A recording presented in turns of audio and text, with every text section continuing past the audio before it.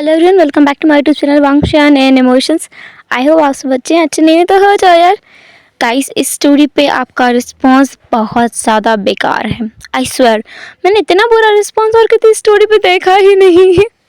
मतलब पूरा दिन गुजर जाने के बाद भी इस पे 1K व्यूज़ भी नहीं हो पाते हैं। लिटरली आपको पसंद नहीं आ रहा है तो आप मुझे बताएं कि आपको क्या पसंद नहीं आ रहा है, मैं उस पर इम्प्रूवमेंट करूँगी। एक्चुअली आई थिंक आप लोगों को स्वीट एंड क्यूट मोमेंट्स देखना है, पर गाइस स्टोरी बिल्ड करने के लिए मैं क्या करूँ? मैं डायरेक्ट तो वो चीज़ें नहीं दिखा सकती ना, क्योंकि अगर प्रैक्टिकली देखा जाए तो कुछ भी कोई भी लव स्टोरी स्टार्ट होने से पहले उनमें अंडरस्टैंडिंग आनी चाहिए। उनके बीच में मिसअंडरस्टैंडिंग्स होती हैं, उन्हें क्लियर करना होता है। अगर मैं अचानक से ऐसा तो नहीं कर सकते। सो गाइस प्लीज़ थोड़ा अंडरस्टैंड करने की कोशिश करो। और वेल, मैं स्टोरी को बहुत जल्दी एंड करने वाली, जैसे मैंने पहले भी कहा था, ये स्टोरी काफ़ी शॉर्ट है। लगभग 8 एपिसोड्स तक की ये स्टोरी है। तो ये 6th एपिसोड है, इसके 2 एपिसोड और आएंगे, इसके बाद ये स्टोरी एंड हो जाएगा। डोंट वरी, इसका मिस्ट्री ज़रूर खुलेगा। बिना खोले तो मैं वैसे भी एंड नहीं करूँगी। तो खैर, आज के पार्ट में हम आगे बढ़ते हैं और आज के पार्ट को हम कंटिन्यू करते हैं कल के पार्ट से। लास्ट पार्ट हमने छोड़ दिया था जहाँ पर विंग ने वांग जी को ऊपर तालिस्मान का इस्तेमाल किया था और उससे ठीक ठीक कहा था कि वो जब जिंगशी पहुंच जाए तब जाके इस तालिस्मान को खुद से ही रिमूव करते। वांग जी जो जिंगशी पहुंचा और उसने तालिस्मान को हटाया, उसे याद है कि विंग ने क्या इंस्ट्रक्शन दिए थे, पर वांग जी जो हैरान था, ये वाला तालिस्मान विंग ने वांग जी के ऊपर यूज़ किया। सच में लिटरली वांग जी को वापस भेजने के लिए। वांग जी को अब बहुत ज़्यादा शक हो रहा था विंग के ऊपर। वो विंग को ऐसे जाने नहीं देगा, इसलिए वांग जी जिसने कुछ देर सोचा और उसने कुछ प्लान किया, वो वहाँ से उठता है और अपने ब्रदर के पास चला जाता है। उसका भाई अभी जागा हुआ था। वांग जी जो अपने भाई के पास गया और उससे कुछ बातें करता है।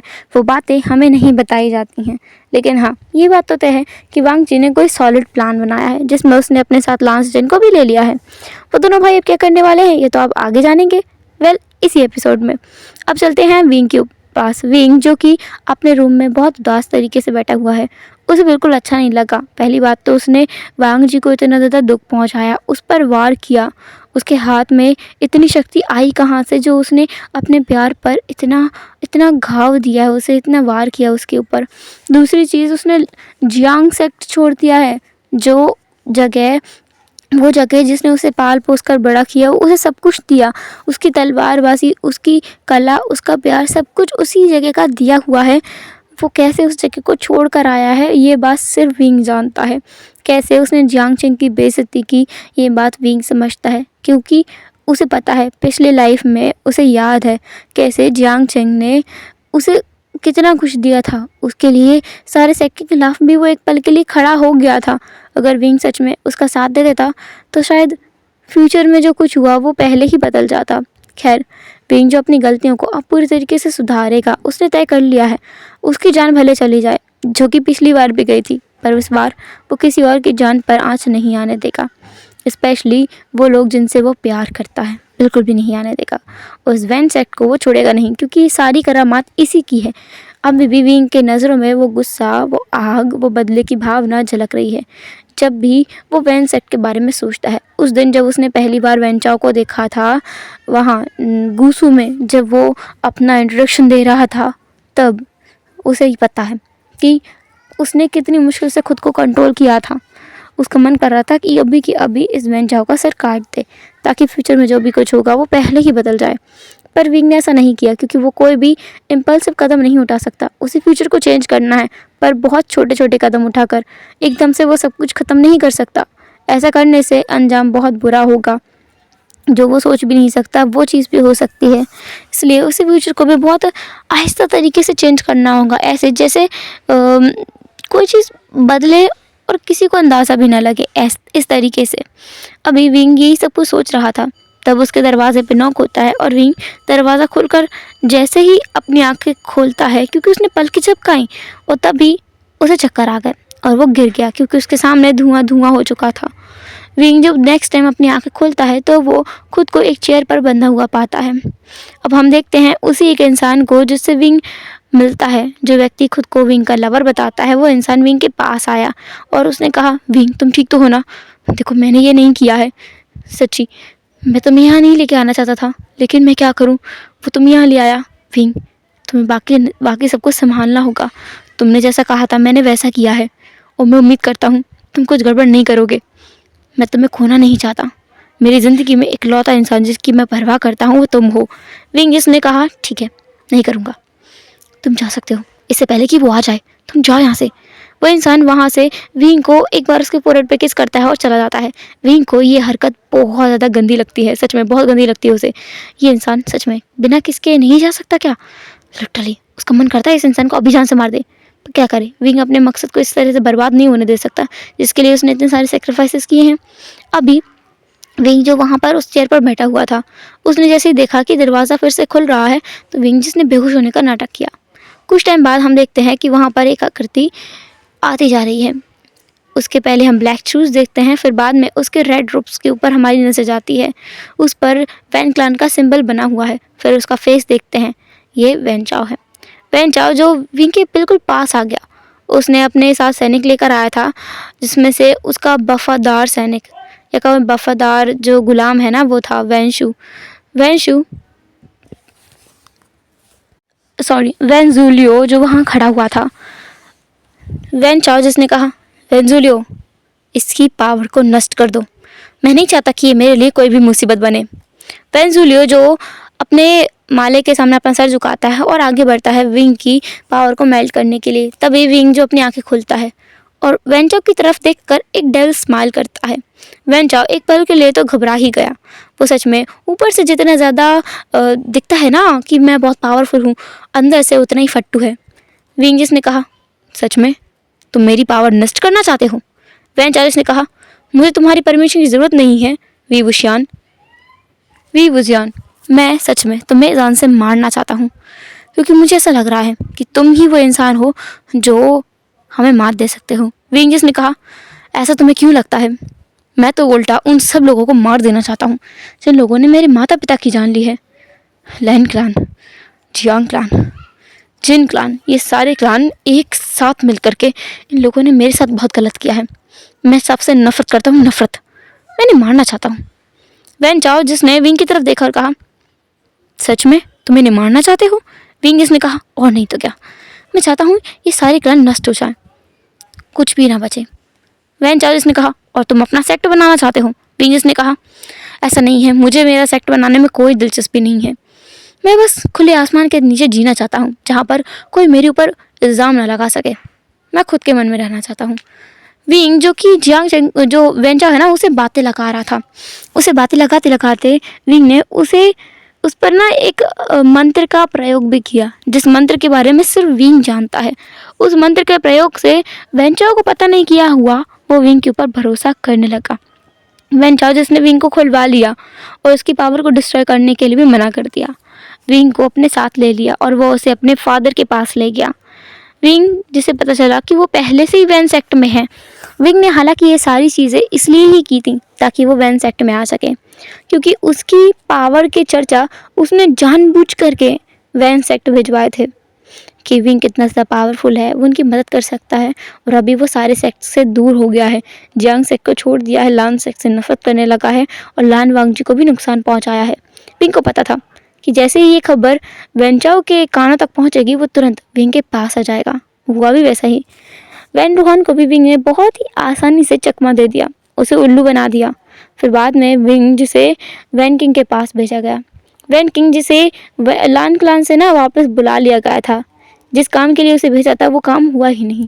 वैन किंग वहाँ पर इन आयरन ढूंढने के लिए गई थी, लेकिन इन आयरन उसे वहाँ मिला ही नहीं, बल्कि पीछे पहाड़ियों पर जहाँ उसने अफवाह सुन रखी थी कि वहाँ पर कोई वो लगा हुआ है, तालिस्मान के ज़रिए प्रोटेक्शन लगी हुई है, वैसा कुछ भी नहीं था। वहाँ का कवच भी टूट चुका था। वैन किंग वहाँ गई भी थी, उसे वहाँ पर कुछ भी अजीब, कुछ भी अलग नहीं मिला। इसलिए वैन किंग जो वापस आ गई थी, वैन रोहान ने उसे वापस बुला लिया था, क्योंकि अब वैन रोहान को वैन किंग की ज़रूरत है। विंग के बहुत कुछ गड़बड़ कर देने की वजह से फ्यूचर सच में चेंज हो रहा है। इसलिए वैन रोहान जो समय से पहले ही अपना आपा खोने लगा है, इसलिए उसने वैन किंग को वापस बुला लिया था उसे मेडिसिन देने के लिए।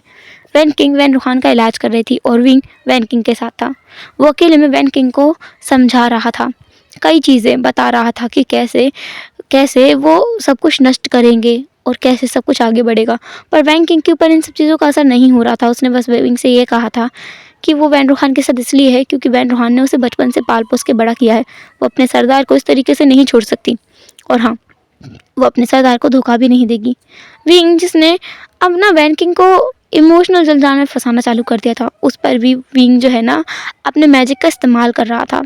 हैरानी की बात ये थी कि वैन किंग के ऊपर विंग के मैजिक का असर नहीं हो रहा था। वैन किंग जिसने ये चीज़ समझ रही थी कि विंग क्या करने की कोशिश कर रहा है, तो वैन किंग ने विंग को बताया कि उसके पास मेडिसिन की ऐसी पावर है जिसकी वजह से उसके ऊपर कोई भी तालिस्मान असर नहीं करेगा। विंग के ये सारे प्रयास निरर्थक हैं, उसे हार मान लेनी चाहिए। और अगर विंग हार नहीं मान रहा है तो वो सरदार को जाके बोल देगी कि विंग प्रोटेस्ट करना चाहता है। विंग ने अभी सुना तो वो तुरंत हार मान लेता है क्योंकि वो नहीं चाहता इतनी जल्दी उसकी पोल खुले। पर वो वैन किंग को इस सब चीज़ों से दूर भी रखना चाहता था कि आखिरकार ये युद्ध होगा, इसके बाद वैंस को बचाने के लिए कहीं फिर से कुछ गड़बड़ ना हो जाए। विंग जिसने सोच लिया है कि कुछ भी क्यों ना हो जाए, वो वैंस को बचाने के लिए फिर से वो कदम नहीं उठाएगा, बल्कि वो सबको समझाएगा और सारे वैंस जितने भी होंगे ना बंदी बने हुए, उनको सभा में लाके खड़ा कर देगा और बताएगा कि उसने किसी गलत इंसान को नहीं बचाया। देखो, यहाँ से बूढ़े हैं और बच्चे हैं और कोई भी नहीं। खैर, अभी क्या किया जा सकता है, अभी तो सब कुछ चल रहा है। हम देखते हैं रात का सीन, जहाँ पर वैन चाओ जो अचानक ही विंग के कमरे में घुस आया। विंग जो सो रहा था या कहो सोने का नाटक कर रहा था, वैन चाओ विंग के पास आता है और उसके पास आके ना वैन चाओ जो विंग को देख रहा था, वैन चाओ जो विंग को बस देख ही रहा था, तभी विंग ने आंखें खोली। उसने कहा, तुम यहाँ क्या कर रहे हो? वैन चाओ जिसने कहा, तुम जाग रहे हो? वैसे मेरी मर्जी, मैं कहीं भी आऊँ कहीं भी जाऊँ, ये पूरा महल मेरा है और भूलो मत, तुम हमारे लिए सिर्फ एक गुलाम हो। विंग जिसने कहा, किसने कहा कि मैं तुम्हारे लिए गुलाम हूँ? मैं यहाँ से कभी भी जा सकता हूँ, तो मुझे गुलाम समझने की भूल बिल्कुल मत करना वैन चाओ। मैं गुलाम नहीं हूँ। वैन चाओ को ना विंग का यही अदाएँ बहुत पसंद आती हैं। आजकल तो वो वांग लिनचाओ की तरफ भी नहीं जा रहा है। कितनी हैरानी की बात है ना, मतलब उसे विंग के अंदर इंटरेस्ट आ रहा है। विंग जो खुद भी वैन चाओ के साथ में टाइम बिताता है और उसे अपने आप को पसंद करने पर मजबूर कर रहा है। वैन चाओ विंग को पसंद भी करने लगा है। दूसरी तरफ हम वांग जी का देखते हैं। वांग जी जो अभी ना एक नाइट हंट के लिए जो वैन सेक्ट है उसके पास में ही एक इलाके में आया हुआ है, और वहाँ पर जो कुछ भी गड़बड़ हो रही है ना, वो वैन चाओ, विंग और वैन जूलियो मिलकर ही कर रहे हैं। और अभी वांग जी को ये बात पता चली है तो वो उनका सामना करने के लिए वहाँ आया था। वहाँ आकर उनके बीच में युद्ध होता है, जहाँ पर वांग जी कमज़ोर पड़ने लगता है। लांस जियन जो कि पूरी ताकत से लड़ रहा था, लेकिन वांग जी कमज़ोर पड़ रहा था। विंग को याद आया कि कुछ टाइम पहले तो उसने वांग जी को इतनी चोट पहुँचाई है, शायद इसलिए वांग जी इतना कमज़ोर है। वांग जी लड़ नहीं पा रहा था। वैन चाओ जिसने वांग जी की गर्दन पर तलवार रखी हुई थी, इसके चलते सिचेन को भी पकड़ लिया गया था। वैन चाओ जिसने लान ब्रदर की तरफ देखा और कहा, क्यों ना मैं इनमें से एक को मार दूं, जिससे मेरे रास्ते का एक कांटा हल हो जाएगा। इन्हें यहीं मार देता हूँ। वैन चाओ जिसने अपनी तलवार उठाई और वो ना वांग जी को मारने ही वाला था, तभी विंग जिसने अपनी तलवार को बीच में अड़ा दिया। विंग के पास एक और तलवार है जिसके बारे में शायद ही किसी को पता हो, वैन चाओ को भी नहीं पता था। विंग जिसने कहा, वैन चाओ जो रुक गया, उसने कहा, तुम इसे बचा रहे हो विंग? विंग जिसने कहा, ऐसा नहीं है, लेकिन हमें इसे अभी नहीं मारना चाहिए, हम इसे बाद में मारेंगे। और क्यों ना हम इसे कठपुतली बना ले हमारे लिए, ये हमारे लिए लड़ेगा तो और भी ज़्यादा हमारे लिए काम आएगा। वैन चाओ जिसने कहा, ठीक है, इसे अभी के अभी पिताजी के पास ले जाते हैं और इसे कठपुतली बनाते हैं। विंग जिसने कहा, अभी नहीं, हमें इसे बंदी बना के रखना चाहिए और इसके अंदर नफरत की ऊर्जा पैदा करनी चाहिए, ताकि जब ये एकदम नफरत में भर जाए ना, तब हम इसे कठपुतली बनवाएं। अभी ये कठपुतली बनेगा भी या नहीं ये भी हमें नहीं पता है, क्योंकि देखो ना, ये प्योर है अभी। वांग जी ये सब कुछ देख रहा था, वो इसलिए तो यहाँ आया था विंग को टेस्ट करने के लिए, और अभी विंग ने जानबूझकर उसकी जान बचाई है। वांग जी समझ रहा है। वैन चाओ विंग की बातें मान लेता है और वांग जी को बंदी बना देता है, उसे कारागार में डाल देता है।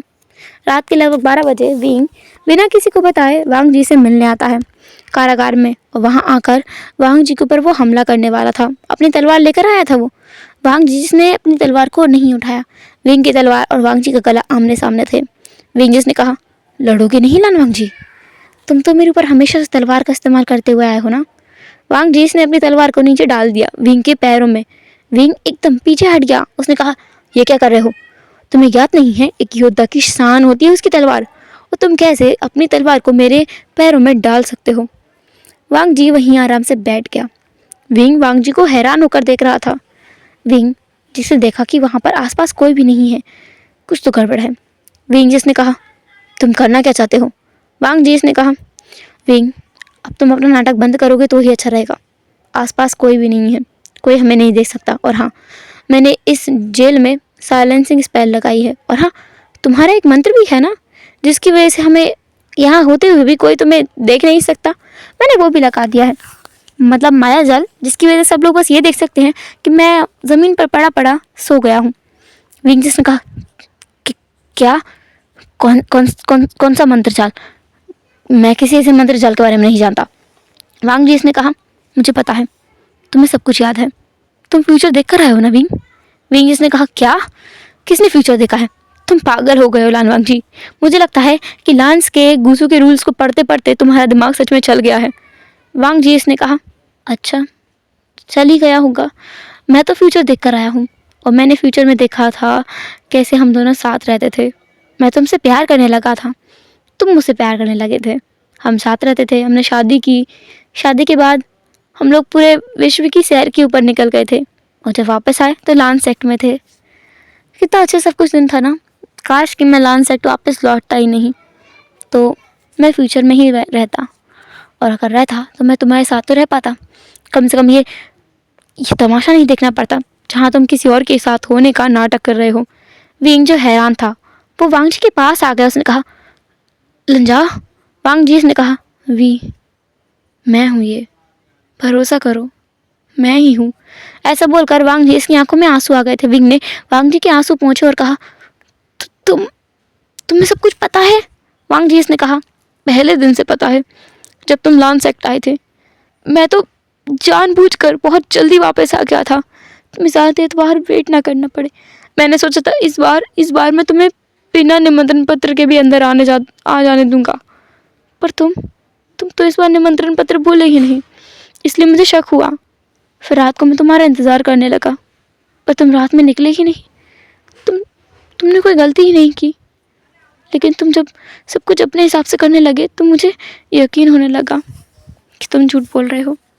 और वो पेंटिंग जो तुमने मुझे दी है, वो फ्यूचर की एक झलक है ना, भविष्य का ही एक एक एक एक पेंटिंग के अंदर तुमने पूरा का पूरा भविष्य दिखा दिया है। मुझे हैरानी तो हुई थी उसे देखकर, मैं समझ भी गया था, पर मैं सच में जानना चाहता था कि तुम्हें ये सब कुछ पता कैसे चला। इसलिए मैं एक बूढ़ी औरत के पास गया था। वहाँ जाकर मुझे पता चला कि मेरे अलावा कई और भी लोग हैं जो भविष्य से यहाँ आए हैं। मैं बस अब उन्हें ढूंढना चाहता था।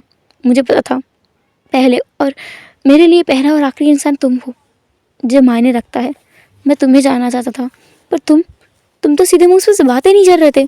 उस दिन जब तुमने मुझे इतनी बुरी तरह से नुकसान पहुँचाया, मेरा दिल तार तार हो गया था। विंग जिसने माफ़ी मांगी, उसके आंखों में भी आंसू आ रहे थे। काश कि वो पहले ही वांग जी से बात कर लेता तो शायद उसे इतना सब कुछ करना ही नहीं पड़ता। लेकिन अभी विंग जिसने कहा, तुम यहाँ से निकलना होगा, लेकिन वैन चाओ तुम्हें उसके पिता के सामने प्रस्तुत करने वाला है। वांग जी ने कहा, मैं बस तुमसे मिलना चाहता था, इसलिए यहाँ रुका था। मेरा भाई इंतज़ार कर रहा है, वो पहले ही यहाँ से निकल चुका है, मैं भी निकलने वाला हूँ। विंग जिस ने कहा, अपना ख्याल रखना लंजा। वांग जी वहाँ से जा रहा था, लेकिन वो पीछे मुड़ा।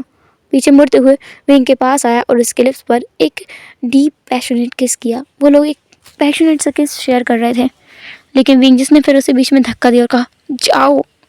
वांग जी ने कहा, ये मेरा उधार है तुम्हारे ऊपर। विंग जो हंसने लगा। वांग जी का कुछ नहीं हो सकता, विंग के लिए वो पागल है। वांग जी फिर विंडो से उड़ते हुए निकल गया और विंग जो कि तालिस्मान की मदद से वहाँ से निकल गया। उन दोनों के वहाँ से जाते ही वहाँ का जाल टूट गया। वहाँ जो सैनिक थे वो भी उठ गए, वो लोग सो रहे थे। और जैसे ही वो उठे उन्होंने वांग जी को देखा जो वहाँ नहीं था। ये देखते ही उन लोगों ने शोर मचाना चालू कर दिया। वैन चाओ जो तुरंत ही विंग के कमरे में गया, वहाँ जाकर उसने देखा कि विंग कैसे आराम से सो रहा है। वैन चाओ जिसे विंग को देखकर ना बहुत सुकून सा मिल रहा था, लेकिन अभी उसे जगाना होगा। तो विंग को उसने जगाया और कहा, वांग जी भाग गया है। विंग जिसने हैरान होते हुए कहा, क्या? वो कैसे भाग गया? हमें उसे कठपुतली बनाना है, अगर वो भाग गया तो वो सबको बता देगा कि हम ये सब कुछ कर रहे हैं, और अगर मेरे बारे में सबको पता चल गया तो पता नहीं क्या होगा। अभी सब लोग बस यही सोच रहे थे क्या होगा। दूसरी तरफ वांग जी जो सचिन के साथ में लान सेक्ट पहुंच गया था, वहाँ पहुंच कर उसने अपने अंकल को बताया कि वो लोग वहाँ गए थे जांच पता करने के लिए। उन्होंने पता चला कि वैन सेक्ट इन सब के पीछे है, वो इन आयरन जमा कर रहा है, और उसे लगता है कि यहाँ से इन आयरन भी उन्हीं लोगों ने चुराया है। और उन्हें शक है कि इन आयरन का टुकड़ा जो उन्होंने निकाल कर लाइब्रेरी पवेलियन में रखा था, वो जो चीज़ हमने कुछ एपिसोड पहले देखी थी जो गायब हो गई थी, वो इन आयरन था जो उन्होंने उस नदी से निकाल करके बाहर रखा हुआ था लाइब्रेरी पवेलियन में। वहाँ से वो गायब हो गया था इतनी सिक्योरिटी के बावजूद भी। तो वो टुकड़ा वांग जी ने कहा कि विंग ने चुराया है। वी वुशियान उन लोगों के साथ जाकर मिल गया है। वांग जी ने ये बात अपने अंकल को बता दी थी। सचिन हैरान थे कि कैसे वांग जी ने ये बता दिया। वांग जी जबकि वहाँ विंग के लिए ही रुका था, क्या उसका शक गलत था? क्या वांग जी विंग को पसंद नहीं करता? उन्हें ऐसा एहसास हो रहा था, ऐसा लग रहा था कि शायद सच में विंग वांग जी को पसंद करता है, पर वांग जी विंग को पसंद नहीं करता है। तभी तो विंग ने वांग जी की जान बचाई अपने तरीके से, लेकिन वांग जी जो विंग की जान नहीं बचा रहा है। खैर, कुछ दिन बाद तक सबको ये खबर मिल गई थी कि विंग है जो उन सबकी मदद कर रहा है इन सब चीज़ों में।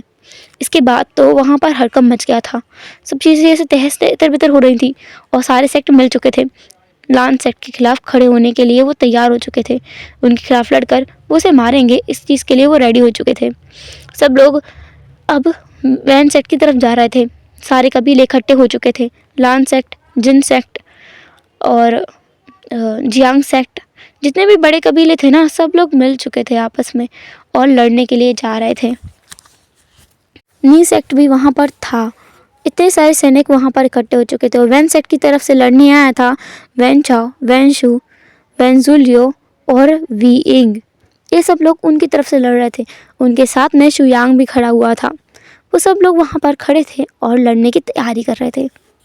हमला करने से पहले ही लान चरण जिसने अपना हाथ आगे किया और अपने तरफ के सैनिकों को रोक दिया और एक कदम आगे बढ़ाया। सब लोग देख रहे थे लान चरण आगे क्यों जा रहा है, क्या उसे डर नहीं है, ये लोग उसे मार देंगे। लान चरण जिन्होंने कहा, वी वुशियान, क्या तुम अपनी नौटंकी अब बंद करोगे, क्योंकि अब हमें ज़रूरत है तुम्हारी। विंग जिसने लान चरण की तरफ देखा, बाकी सब भी उन्हें देख रहे थे कि ये क्या है, ये क्या हो रहा है। विंग तो उनकी तरफ है ना, तो ये क्या बोल रहे हैं अभी। वांग जी भी अपने अंकल को देख रहा था, सब लोग देख रहे थे। विंग जिसने बस एक स्माइल किया और कहा, जी शुशु, मैं समझ गया। ये बोलकर विंग जो अब पीछे देखता है उसने कहा, मेरी बात सुनो, हम लोगों को अब लड़ना है अपनी जी जान लगाकर और हमारे दुश्मनों को जीतने नहीं देना है। उन्हें अपनी अपनी जगह पर खड़े होते हुए ही मार डालो। जैसे विंग ने ये कहा ना, वहाँ पर काफ़ी सारी सैनिक थे वैन सेक्ट में ही, जिन्होंने अपने ही सैनिकों पर तलवार चला दी और वहाँ पर उनको ढेर कर दिया।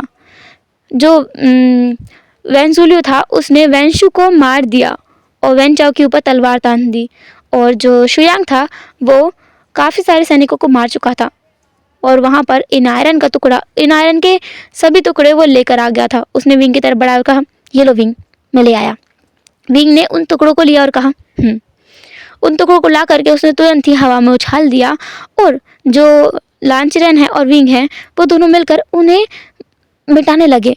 उन दोनों ने अपनी आत्मिक ऊर्जा का प्रयोग किया और उन टुकड़ों को टुकड़ों में तोड़ दिया। उस नायरन को टुकड़ों में तोड़ दिया और उसे तोड़ते हुए उन्होंने इधर उधर बिखेर दिया। और फिर बाद में विंग जिसने वैनशु से कहा, इन सबको समेटो जल्दी से, हमें सारे टुकड़ों को लानसेक के तालाब में डुबोना है।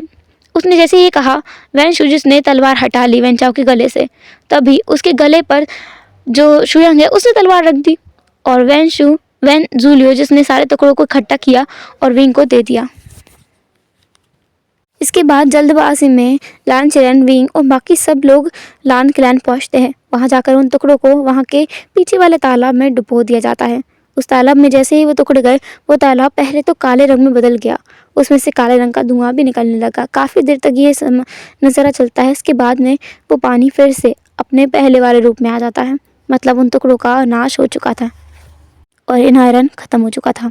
और इसी के साथ में आज का हमारा पार्ट भी खत्म होता है। फिर मिलेंगे नेक्स्ट एपिसोड में, तब तक के लिए टाटा, के बाद अपना ख्याल रखना, बाय बाय।